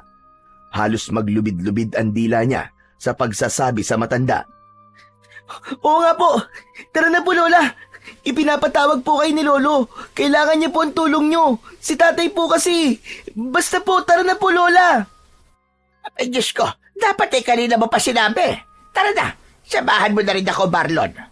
Bukas kapag maganda na ang pakiramdam nyo, ay tuturuan ko na kayong panggamot. Pagkalipas ng ilang minutong paglalakad, ay narating na nila ang bahay ni Bibo. Nadatnan nilang nakaupo si Lolo Efren sa tabi ng walang malay pa rin na si Mang Nardo. Mabilis na umakyat sa 3 baitang na hagdan si Lola Celia. Lumapit ang matandang babae sa higaang bangko ni Mang Nardo. Saka hinawakan ang pulsuhan nito at saglit na ipinikit ang mga mata. Muli itong nagmulat, saka umiling-iling pa. Hindi niya ininom ang gamot na ibinigay ko sa kanya. Kaya nangyari ito kay Nardo. Kahit kailan talaga, Efren, matigas ang ulo ng anak mo. kaya walang natutuwang tumulong sa kanya. Talagang hindi ko na rin alam ang gagawin ko sa kanya. Nawawalan na ako ng pag-asang magbabago pa siya. Huwag niya sana baliwalain ang mga gamot. Teka, ano ba nangyari sa dingding ng bahay niyo? Abay, bakit nabutas? Kasi po, Nagwala si Nardo kanina, kaya nasira ang dingding. Pasensya ka na at tinakluban ko na ang bibig ng apo ko. Baka magkamali na naman siya ng pagsasalita at hindi pa maganda ang dating sa inyo. Saka lang inalis ni Lolo Efren ang palad nito sa bibig ng nagpupumiglas na si Bibo. Tila nauunawaan naman niya na marahil ang gusto ng matanda ay walang makakaalam sa kakayahan niya at ang tungkol sa mutya. Habang si Marlon naman ay tahimik lang na nakaupo sa katabing upuan ni Lola Celia. Napansin niya na bahagyang malikot ang mga mata ni Marlon na para bang hindi ito mapakali. Hindi niya maintindihan pero tingin niya ay may nagbago sa kanyang kaibigan. Napansin din niya ang panay na pagtulo ng laway nito. Kaya naman nang umalis si Lola Celia ay sa kanya ito kinausap. Tol, sigurado ka bang wala kang nararamdamang kakaiba sa katawan mo? Bakit mo naitanong, Bibo? Maliban sa mainit lang ang pakiramdam ko, ay wala naman akong ibang nararamdaman. Ang ipinagtataka ko lang ay kung bakit pakiramdam ko ay nauuhaw ako. Kanina pa akong umiinom ng tubig. Panay-panay na nga eh. Parang may hinahanap ang sikmura ko na hindi ko maintindihan. Hindi na malayan na magkaibigan na kanina pang nasa likuran nila si Lolo Efren at nakikinig sa kanilang pinag-uusapan. Tumikhim muna ito bago nagsalita. Naniniwala akong hindi basta kagat lamang ng kung anong hayop ang gumawa niyan. May hawa ka ng aswang, Marlon. Gusto mo bang tulungan kitang gamutin ang sugat mo? Bakit po, Lolo? Wala po ba kayong tiwala kay Lola Celia? Meron naman. Kaya lang, ayokong maranasan mo ang nangyayari ngayon sa anak ko. Hindi ko alam kung magigising pa siya. Padalawang beses na siyang nawawalan ng malay. Pero Lolo, sabi po ni Lola Celia, sa gabi raw po siya magigising. Ganun na nga. Dahil isa na siyang aswang. Tuluyan nang naging aswang ang anak ko. Ha? Kung ganun po ayoko pong maging aswang, Lolo. Marami pa po akong pangarap sa buhay. Lolo, tulungan niyo po ako. Gamutin niyo po ang sugat ko. Kung ganun hintayin mo ko riyan. At kukunin ko lamang ang garapon ko. Nagkatinginan silang magkaibigan at tumango si Bibo bilang pagsang-ayon sa gustong mangyari ni Lolo Efren. Ilang saglit lang ang lumipas ay bumalik na ang matanda. Dala ang garapon. Teka, sandali lang po. Bakit kakaiba po ang kulay niyan? Huwag ka mag-alala, Marlon. Nasubukan ko na ang bisa ng gamot. Hindi siya maapdi na kagaya ng ibang likido na inilalagay sa mga sugat. Wala namang mawawala kung susubukan mo Tila nagdadalawang isip si Marlon kung magpapalagay pa ito ng gamot sa sugat nito. Pero sa huli ay pumayag na rin. Pinatakan ni Lolo Efren ang sugat ni Marlon at nagulat din ang kanyang kaibigan nang biglang bumula ang likido at natuyo ang dugo sa palibot ng sugat ni Marlon. Hala! Ang galing Saka parang nawala ang sakit ng sugat ko. Sayang lang talaga at hindi na nito magagamot si tatay. Umaasa na lamang kami sa kakayahan ni Lola Celia. Bakit hindi niyo subukan? Kung mapapagaling naman ito si Mang Nardo. Malay niyo po, kahit papano mabawasan ang sakit na kanyang nararamdaman. Nagkatinginan sina Lolo Efren at Bibo dahil sa narinig nito mula sa kaibigan. Bago sila sumulyap sa nakahigang si Mang Nardo. Natutulog pa rin ito. Ganun pa rin ang itsura. Mapula ang muka at namamaga ang hita.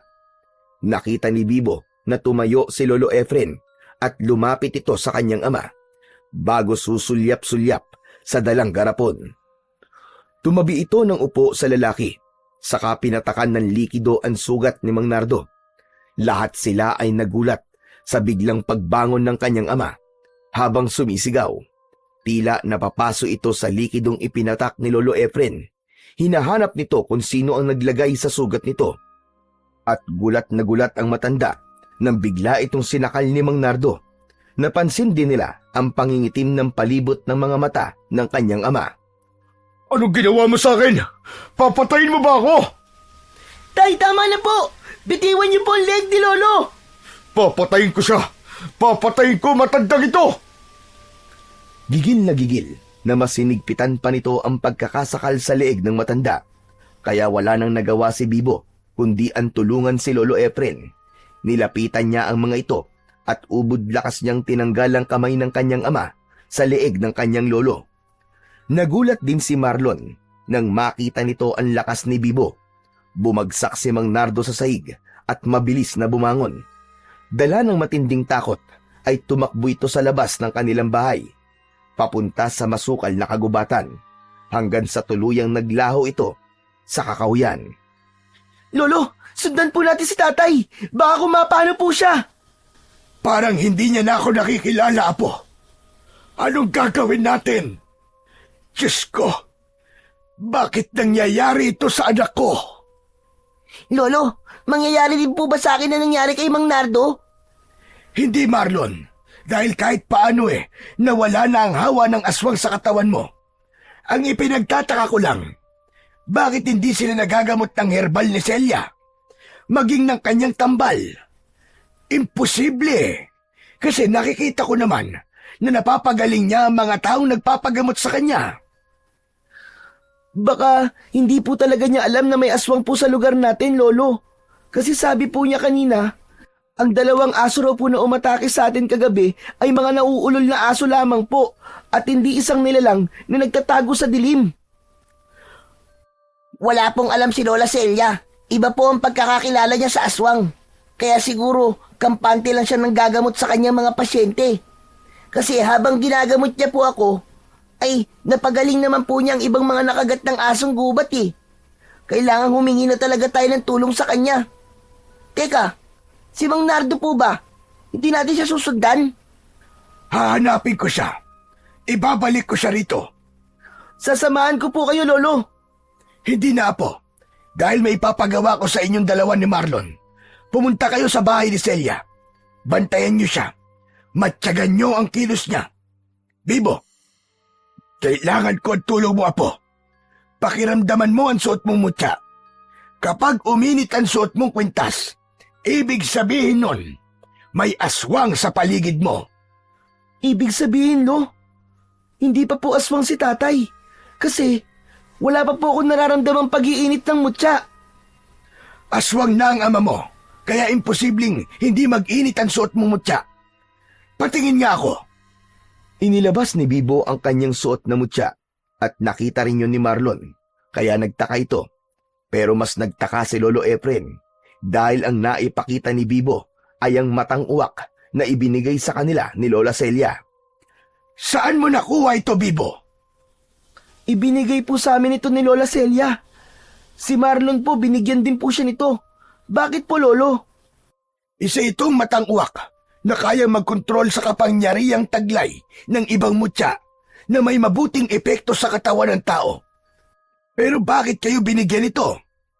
Hubarin ninyo, alisin nyo sa leeg ang kwintas na yan.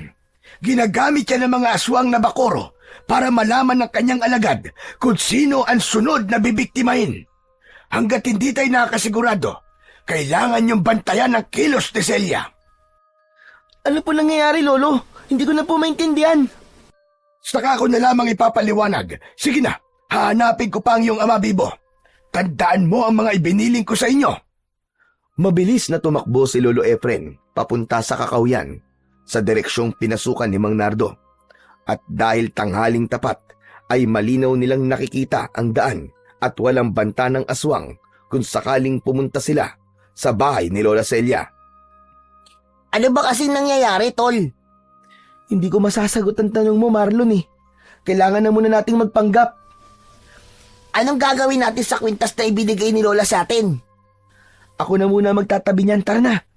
Sumunod ka na sa akin at huwag ka magpapalata sa matanda nang hindi tayo mahuli.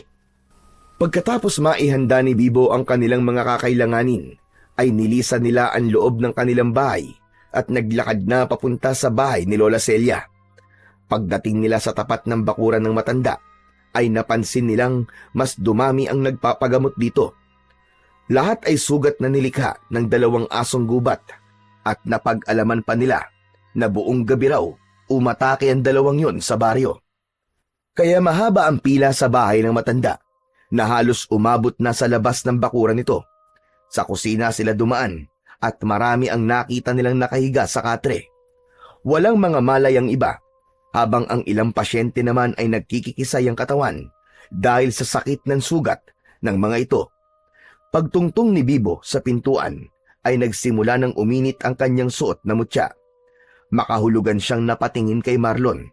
Tumango ito bilang pagsang-ayon sa naiisip niyang gawin. Hinawakan niya ang pinatuyong alakdan sa kanyang dibdib. Kasunod ang palihim niyang pagsuot ng liabe sa kanyang kamao. Bago niya binalutan ng panyo para hindi ito mapansin ng mga taong naroroon. Anong sunod na gagawin natin? Abala pa si Lola Celia sa panggagamot sa kanila. Tamang-tama, Marlon. Magtatago lamang tayo sa loob ng kanyang silid. Dun, sa luma niyang aparador. Babantayan natin ang ginagawa niya hanggang sa pagsapit ng gabi. Dahil abala pa rin si Lola Celia sa ginagawa nito, ay hindi napansin ng matanda ang pagpuslit ng magkaibigan papasok sa kwarto nito. Nakita nilang may 3 lalaki na walang malay na nakahiga sa katre. Kaya tamang-tama yon para makita nila kung paanong manggagamot ang matanda. Sa palagay ko, hindi niya tayo makikita rito, Marlon. Kinakabahan naman ako sa gagawin natin ito. Huwag na kaya natin ituloy. Hindi pwede. Nandito na tayo eh. May tiwala ako kay Lolo. Alam kong may hinala na rin siya kay Lola Celia. 4 na oras silang naghintay sa loob ng aparador. Madilim na ang labas ng bahay. Nagtataka ang magkaibigan kung bakit simula pa kanina ay hindi pa pumapasok ang matanda sa silid na yon. Akma na sanang lalabas si Bibo, pero bigla silang nakarinig ng mga yabag ng paa papunta sa kinaroroonan nila. Bumukas ang pinto at pumasok si Lola Celia. May dala itong lumang gasera. Luminga-linga ito sa paligid bago isinara ang pinto. Hindi nila alam kung bakit kailangan pang isarang mabuti ng matanda ang pintuan. Kasabay ng pag-iinit ng liabe at suot niyang mutya, ang paglapit ni Lola Celia sa isang lalaking natutulog. Pakiramdam niya ay hindi na siya humihinga ng mga oras na yon habang pinanonood ang ginagawa ng matandang albularya. Mukhang tamang-tama lang ang pagkakagawa sa inyo. Ilang minuto na lang ay lalabas na ang pulang buwan. Inalis ni Lola Celia ang nakabendang tela sa braso ng lalaki. Maya-maya pa ay napansin nilang unti-unting nagbago ang anyo ni Lola Celia. Ganun na lamang ang panlalaki ng kanilang mga mata nang humaba ang bibig nito at tinubuan ng balahibo sa katawan. Nagkaroon din ito ng mahabang buntot na parang sa aso. Ang tayong-tayo nitong tenga ay tila nakadagdag sa nakakatakot na itsura ng aswang. Diyos ko! Anong klaseng nilalang yan? Si Marlon na hindi nakapagsalita sa kanyang tabi ay tila nanigas din ang tuhod. Lalo na nang yumuko ang nilalang sa sugat ng biktima at matagal itong sumubsob sa braso ng lalaki. Dinig na dinig nila ang paglagok ng aswang sa dugo ng pasyente. Hindi pa ito nasiyahan. Lumapit pa ito sa kabilang katre. Yumuko din ito doon at ganun din ang ginawa sa isa pang lalaki. Sinipsip nito ang dugo sa pamamagitan ng mga sugat nito sa katawan. Halos masuka si Bibo sa kanyang mga nakikita. Maya-maya pa ay mabilis na lumabas ng silid si Lola Celia. Naging isang mabangis na asong gubat ito, kasunod ng malalakas na kaluskos, papalayo sa bahay. Diyos ko, kung ganun totoong aswang si Lola Celia. Saan kaya siya pupunta? Kaya pala uminit ang suot kong mutya, pagtungtong ko pa lamang sa pintuan. Dahil lahat sila ay mga aswang na, Marlon. Kailangan malaman ito ni Lolo Efren. Kaya siguro hindi ko nararamdaman ang pag-iinit ng mutya nung una ko siyang makaharap. Ay dahil nakokontra ito ng matang uwak na ibinigay niya sa atin. Wala tayong kamalay-malay, Bibo, na matagal na palagi tayo niloloko. Pati na mga tao rito sa atin. ang buong akala nila ay isa itong totoong albularya. Kung ganun nasa panganib si Mang Nardo. Baka mapahamak pati si Lolo Efren. Prangka na sanang lalabas ng aparador ang magkaibigan nang biglang bumangon ang mga pasyente ng matanda. Tila wala ang mga yon sa sarili habang naglalakad ang 3 pasyente palabas ng bahay patungo sa kakawyan. Bilog na bilog ang kulay ng pulang buwan, kaya malinaw nilang nakikita ang daan habang nakasunod sa mga ito. Saan kaya sila pupunta? Sa palagay ko, may tumatawag sa kanila. Ang mabuti pa sundan muna natin sila. Sumabay sila sa mga naglalakad habang tulala na tinatahak ang daan papunta sa kagubatan. Hindi siya makapaniwalang tumigil ang mga ito sa tapat ng punong balete na pinagbaunan nila ng garapon. Pagdating nila roon ay saka sila nagtago sa makapal na halamang gubat at hinintay ang pagdating ng pinuno ng mga ito. Bibo, si Mang Nardo, kasama rin sa pila ng mga pasyente ni Lola Celia. Teka, bakit parang wala na sila sa kanilang mga sarili? Hinaan mo lang ang boses mo, Marlon. Baka marinig nila tayo. Kung hindi pala ako pubayag na gamutin nyo, marahil isa na rin ako sa kanila ngayon. Kaya mas lalo tayong dapat mag-ingat. Ililigtas natin ang mga biktima. Hindi ko alam na ito na pala ang sinasabi ni Lolo Efren na piyesta ng mga aswang. Kaya hanapin nila ako bilang alay sa pulang buwan. Ano? Hahanapin ka? Anong pinagsasabi mo? Tsaka anong alay? Basta, tara na. Mamaya ako nakikwento sa'yo. Magagaan ang akbang ng mga paa na mas lumapit pa ang dalawa sa kinaroroonan ng mga aswang. Maya-maya pa ay naramdaman nilang may humila sa kanilang kamay. Paglingon nila ay nakita nila si Lolo Efren na may hawak na lubid. Salamat at walang nangyaring masama sa inyo. Inatake ako ng mga halimaw kanina. Ang tatay mo, Apo, hindi na siya makakabalik sa dati. Tuluyan ng kumalat ang lason sa kanyang katawan. Isa na siyang aswang na bakoro. Lolo, wag niyo pa sabihin yan. Makakaligtas po si tatay. Natuklasan na po namin ang totoong pagkatao ni Lola Celia. At isa nga po siyang aswang na bakoro. Kaya nga hindi ako nagkamali sa mga hinala ko. Magsasalita pa sana si Lolo Efren nang bigla nilang napansin na sa kanila na pala nakaharap ang mga aswang. Lahat ng mga naging pasyente ng matanda ay biglang nagsaaso. Umaangil na parang asong nauulol. Dala ng pagkataranta ni Marlon dahil sa takot. Kagad itong tumakbo papalayo sa kanila. Kaya wala na silang nagawa kundi ang tumakbo na rin pasunod sa kanyang kaibigan. Kaya lang, hindi pa man sila nakakalayo ay nilukso na sila ng kulay itim na asong gubat. Humarang si Bibo at hinarap niya ang mga aswang. Parang may kung anong malakas na enerhiya ang gumapang sa kanyang buong katawan. Ubod lakas niyang sinalubong ng suntok ang papasugod na asong gubat. Tinamaan ito sa ulo. Bumagsak sa lupa ang aswang, ilang dipaan layo sa kanya. Hindi ba, Are? Anong klaseng sandata ang ginamit mo sa mga alagad ko? Mas lalong namula ang mga mata ni Lola Celia nang makita nito ang lumiliwanag niyang mutya ng kamandag ng alakdan. Ganon din ang kamao ni Bibo. Galit na galit itong sumugod papalapit sa kanila.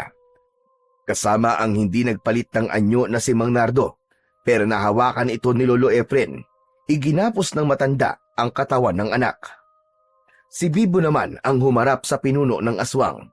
Tumalon siya sa ere, pasugod sa papasalubong sa matandang bakoro. Ilang beses niya itong pinagsususuntok sa muka, pero naiiwasan yun ni Lola Celia. Gumanti ito ng kagat sa kanya at tumama yun sa kanyang kamao na may suot na liabe. Tila napapaso itong napaatras at kumaripas ng takbo, papalayo sa kanilang kinaroroonan. Ang mga asong gubat naman ay nagbalik sa anyo nito bilang mga tao. Bumagsak ang mga ito sa lupa habang walang malay. Iginala ni Bibo ang kanyang paningin at nakita niya si Lolo Efren na maluwaluwang pinagmamasdan ng anak na walang tigil sa pagpupumiglas para makawala sa pagkakagapos sa tali. Lolo, ano pong gagawin natin kay tatay? Mas makabubuti na yung nakatali siya para hindi siya makapanakit ng tao. Si Marlon, kailangan mahanap natin siya. Baka makuha siya ni Celia. Ngayon na lang nagiging malinaw sa akin ang lahat kung sino talaga ang matandang yon. Ano pong ibig niyo sabihin, Lo? Ito na ang tamang oras para malaman mo ang tungkol sa totoong naging hidwaan namin ng iyong ama. Apo, humihingi na kagad ako sa iyo ng tawad sa lahat ng mga nagawa ko. Ano po, Lolo? Hindi ko sinasadyang patayin ang iyong ina, Bibo. Ginawa ko lang yon para iligtas ka. Hindi naniwala sa akin ang iyong ama na isang aswang ang iyong ina, isang anak ng bakoro, at dahil mahal na mahal ng tatay mo ang nanay mo, hindi siya naniwala sa akin. Lolo, bakit niyo po ginawa yun? Bakit niyo po pinatay si nanay? Hindi totoong minahal ng nanay mo si Nardo. Kahit ikaw, Apo. Sadyang nagpalahi lang ang nanay mo sa tao para humalili sa kanilang lahi, para gawin kang aswang katulad nila. Hindi ako makapapayag na maging isa kang aswang, kaya gumawa ko ng gamot na magtatanggal sa iyo ng pagiging lahing bakoro. Ginamit lang kayo ni Leta.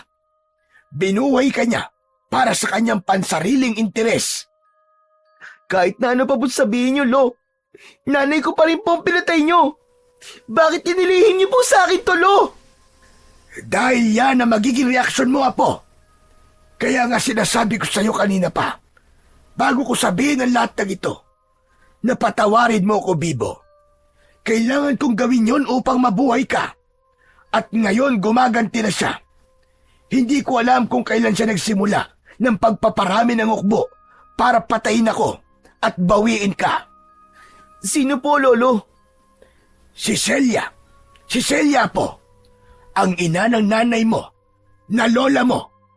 Hindi ko siya nakilala noon, pero ngayon na lamang ulit siya nagparamdam. Nagiganti siya, Apo. At ngayon, inuna niyang saktan ang tatay mo. Walang masabi si Bibo sa matanda dahil sa mga narinig niya rito. Naguguluhan siya sa mga nangyayari. Hindi niya matanggap na ang mismong kalaban niya ay sarili niyang kadugo. Kaya ngayon, naiintindihan niya kung bakit gano'n na lamang ang galit ng kanyang ama sa matanda. Matatanggap ko kung magagalit ka sa akin, Apo. Aalis na po muna ako, Lolo. Hahanapin ko po ang kaibigan ko. Apo, sandali. Hindi pa tayo tapos mag-usap. Wala na po tayong dapat pag-usapan. Naniniwala akong may sarili po kayong dahilan kung bakit niyo po yung ginawa. Hayaan niyo po muna ako mapag-isa. Malalaki ang mga hakbang ng paa na tumakbo papalayo si Bibo. Malakidlat ang bilis niya sa pagtakbo at sa ilang minuto ay nakarating kagad siya sa bahay ni Lola Celia. Nalibot na niya ang buong bahay nito pero walang palatandaan na naroroon si Marlon. Bumundol ang kaba sa kanyang dibdib nang makita ang ilang patak ng dugo sa damuhan sa loob ng bakuran ng matanda.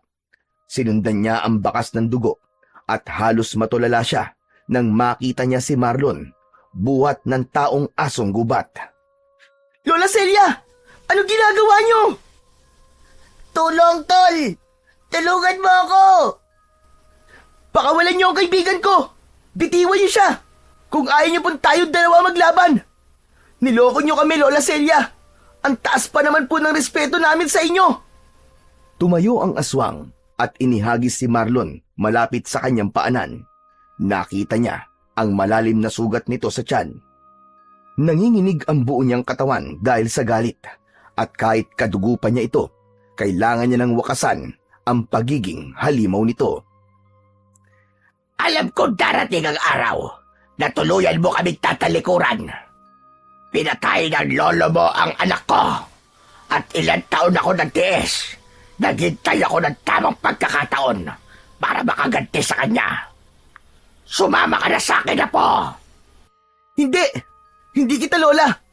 Walang lola na mag-aangad ng kapahamakan sa kanyang apo. At ni minsan, hindi hahangarin ng lola na masaktan ang mga mahal niya sa buhay. At hindi niya to hahayaang mangyari.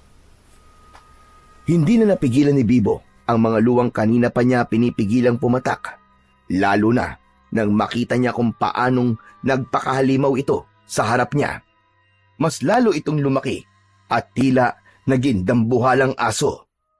Pinatay niya ang anak ko, nanay mo, pero sila pa rin nakakampiyan mo. Dahil isa kayong halimaw, Lola! Kaya hindi po ako magiging katulad nyo! Hindi ko po kayo kakampiyan!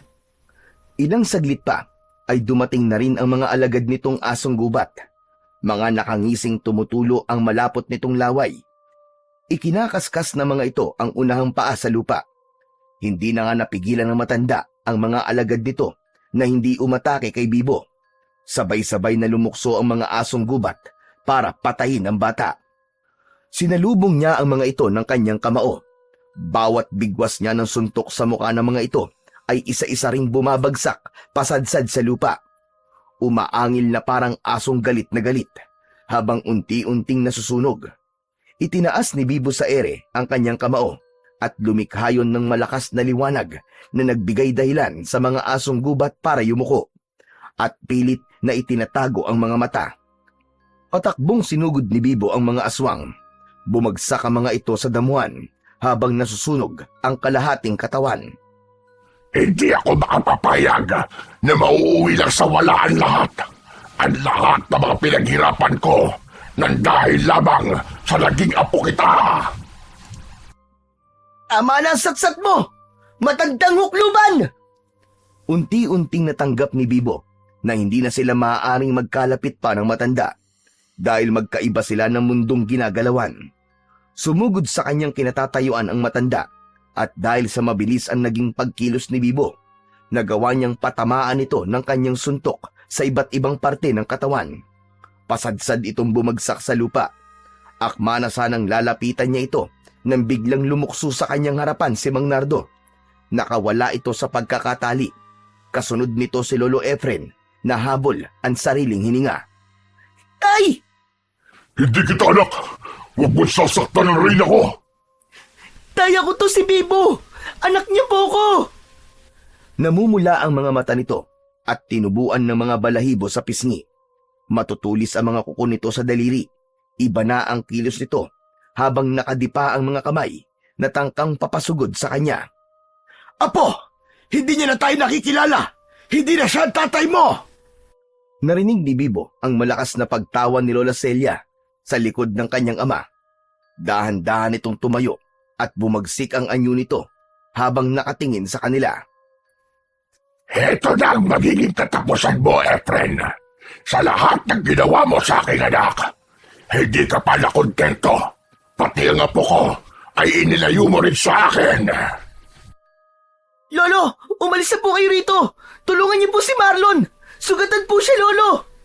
Pero, paano ka, Apo? Kaya ko po ito, Lolo. Gagawin ko po ang nararapat sa kanila. Magtiwala lamang po kayo sa akin. Mabilis na kumilos si Lolo Efren. Nilapitan nito ang nakahandusay na si Marlon. Saka binuhat papalayo sa kanilang tatlo. Muli niyang hinarap ang kanyang ama. Hindi niya napansin na nakalapit na pala ito sa kanyang kinatatayuan. Kaya paglapit nito sa kanya, ay nakalmot na siya kagad sa kanyang dibdib. Dumikit ang dugo sa kamay nito. Imbis na siya ang masaktan, tila ito pa ang namimilipit dahil sa sakit. Hawak nito ang kamay habang sumisigaw. Kitang-kita niya kung paanong napaso ang kanyang ama sa dumikit na dugo sa kamay nito. Anong nangyayari? Bakit ang init? Nakakapaso! Hindi ko na kaya ang sakit! Bumagsak sa lupa ang kanyang ama at dala ng kanyang pag-aalala ay nilapitan niya kagad ito, pero bigla siyang nilundag ng kulay itim na asong gubat. Kasunod ang kulay abong aso. Ito ang dalawang alagad ni Lola Celia na pinagmulan ng mga sugat ng kanyang ama. Mabilis niyang nailagan ng mga pag-atake ng mga ito. Halos manlaki ang mga mata ni Lola Celia nang sa pagsuntok ni Bibo sa katawan ng kulay itim na asong gubat ay lumubog ang kanyang kamao. Nabutas ang tiyan ng asong gubat at bumagsak ito sa lupa at nagmistulang kahoy ito sa sobrang tigas dahil nasunog ang katawan nito. Ano nangyayari? Paano mo yun nagawa? Bakas sa mukha ng aswang na Bakoro ang takot nang makita ang kakayahan ni Bibo. Nanlalaki ang mga mata nitong nakatingin sa nakahandusay na asong gubat. Maya-maya pa ay sumugod naman sa kanya ang kulay abong asong gubat. Isang malakas na sipa ang pinakawalan niya na tumama naman sa mukha ng aswang. Pasadsad itong bumagsak sa lupa. Sinundan niya pa yon na pagtuon ng kanyang tuhod sa sikmura nito. Mamamatay ka na ngayon! Halimaw ka! Sa pag-angat ng kamao ni Bibo sa ere, ay tila nabalutan ito ng malakas na kulay dilaw na liwanag sa mismong liyabe. Pagbagsak ng kanyang kamao sa kulay abong asong gubat, ay kitang-kita ni Bibo ang pagbaon ng kanyang kamao sa tiyan at dibdib nito. Kumupi ang tiyan nito hanggang sa sumuka ng dugo at nagkikikisay ang katawan na parang nakukuryente. Tumayo ng tuwid ang bata at hinarap ang mismong pinuno ng mga aswang na nasa anyong dambuhalang aso. Habang naiisip niya na hindi niya na mababago ang kanyang tadhanang silang dalawa ng matanda ang maglalaban para sa kaligtasan ng nakararami. Susugod na sana si Bibo sa matanda nang biglang nagsalita si Mang Nardo. Kalmado na ito, wala na ang bakas ng pagiging aswang sa kanyang ama. Anak, huwag mo siyang labanan. Hindi niya alam ang kanyang ginagawa. Tay! Kayo na po ba yan? Nakikilala niyo na po ba talaga ako? Oo, anak. Nawala ang hawa ng pagiging aswang ko nang malagyan ako ng dugo mo. Totoo po ba, Tay? Napayakap si Bibo sa kanyang ama at nagunahang maglandas ang mga luha niya sa kanyang pisngi. Gumanti ito ng yakap sa kanya bago ito humarap sa aswang na si Lola Celia. Hindi ako makakapayag na maging masaya kayo habang ang aking anak ay matagal niyang naaagdas na bangkay. Katarungan para kay Leta. Igaganti ko siya! Pasigaw na sumugod ang aswang na Bakoro, papalapit sa kanilang mag-ama. Malakas na itinulak ni Mang Nardo si Bibo. Ito mismo ang humarap sa matanda.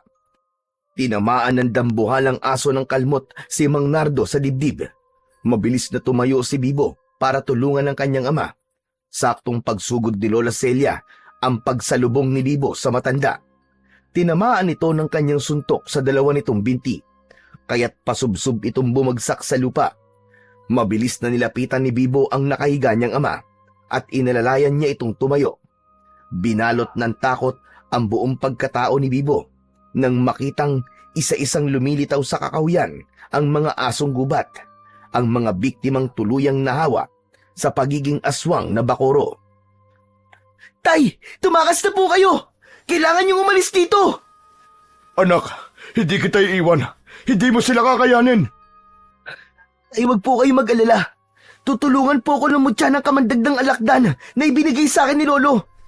At higit sa lahat, alam ko pong hindi po ako pababayaan ng Diyos. Halos ipinagtulakan ni Bibo ang kanyang ama para tumakas. Pero hindi umalis si Mang Nardo dahil kitang-kita nila ang pagsugod ng mga asong gubat sa kinaroroonan ni Lola Celia. Wala nang inaksayang pagkakataon si Bibo. Nagmamadali siyang lumapit sa nakadapang si Lola Celia dahil tuluyan nang naulul ang mga asong gubat at maging ang sariling amo ay inatake ng mga ito. Ito ang magiging kapalit kapag sumapit ang pulang buwan na hindi nito naiharap ang Supremo sa tapat ng liwanag ng buwan. Isa-isa niyang dinampot ang mga asong gubat na nakakagat sa braso ni Lola Celia, na nung mga oras na yon ay bumalik na sa pagiging tao. Bibo, wag! Lumayo ka na! Umalis na kayo! Wala akong karapatan para iligtas mo! Patawarin mo ako, Apo! Hindi ka dapat nadamay! Pinilit na tumayo ni Lola Celia at hinarap mismo ang mga sariling alagad. Kahit naguguluhan si Bibo sa mga nangyayari, ay wala na siyang ibang inisip kundi ang iligtas ang kanyang Lola Celia. Maya-maya pa ay pumikit ng mariin si Bibo at sa pagmulat ng kanyang mga mata ay biglang kumalat ang liwanag sa buo niyang katawan. Tila napaso ang mga nilalang sa liwanag ng suot niyang mutya. Lahat ay nasunog na parang uling. Bumagsak sa lupa ang mga naabong asong gubat at ang paa ni Lola Celia ay nadamay sa pagkasunog. Lola, dadalhin po namin kayo sa ospital! Hindi na kailangan na po. Patawarin mo ko. Nagpadala ako sa galit. Hindi ko sinasadya. Lola, sige na po, nakikiusap po ako. Tutulungan ka po ni Lola Efren. Magagamot niya po ang pagiging aswang niyo, Lola. Pero sa ngayon, kailangan po namin kayong madala sa ospital. Hindi na, Apo. Kailanman ay walang kagamutan ng pagiging aswang ko. Iwanan mo na ako rito. Nangangako akong magpapakalayo-layo na ako at hindi na kita guguluhin pa. Nardo, patawarin mo ko. Talagang nasaktan lang ako sa ginawa mo sa aking anak. Tay, iligtas po natin si Lola. Oo anak, hindi natin siya iiwan dito. Yumuko si Mang Nardo at binuhat si Lola Celia. Samantalang si Bibo ay sumulyap muna sa lugar upang tiyaking wala nang natitirang aswang na bakoro. Hindi masamang magbigay ng pangalawang pagkakataon sa taong nagkasala ng mabigat sa mga tao. Si Bibo na masaya sa nangyari ay hindi pa rin makapaniwalang may saysay ang dugo niya at napagaling niya ang kanyang sariling ama. Nalaman ni Bibo na dahil sa katas ng kamandag ng alakdan na ginamit para magamot ang sugat niya, ay binigyan ng lakas ang kanyang dugo para makapagtanggal sa lason o hawa ng pagiging aswang. Sa kauna-unahang pagkakataon ay may isang batang may dugong kayang lumaban sa kahit na anong kamandag ng mga hayop. Pati na ang pagiging aswang ay kayang malunasan ng kanyang dugo. Sa tulong ng mutya ay muling naibalik ang katahimikan sa baryo. Kinabukasan ay napatayo si Bibo sa kanyang kinauupuan nang magising si Lola Celia. May swero ito katabi si Marlon. Naitakbo nila ito sa pinakamalapit na ospital. Kaya lang ay kinailangan ng mga doktor na putulin ang mga paa ni Lola Celia. Si Bibo naman ay nagamot na rin ng sugat sa kanyang dibdib. Lumabas nga sa laboratorio sa pagsusuri sa kanyang dugo na ang dugo niya ay may kakayahang magpagaling sa tuka ng ahas, kagat ng aso at lason. Bilang donor ng dugo at antidote sa biktima ng tuklaw na mga ahas, ay hanggang sa kasalukuyan ay tumutulong pa rin si Bibo sa mga tao. Isa na siyang ganap na doktor at hindi isang albularyo. Ibinaon nila sa lupa ang mutya ng kamandag ng alakdan at liabe sa loob ng garapon.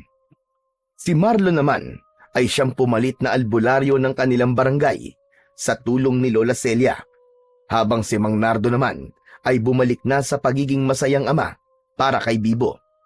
Patunay lang na ang pagpapatawad sa mga nagkakasala ay ang magbubukas sa pintuan ng panibagong pag-asa.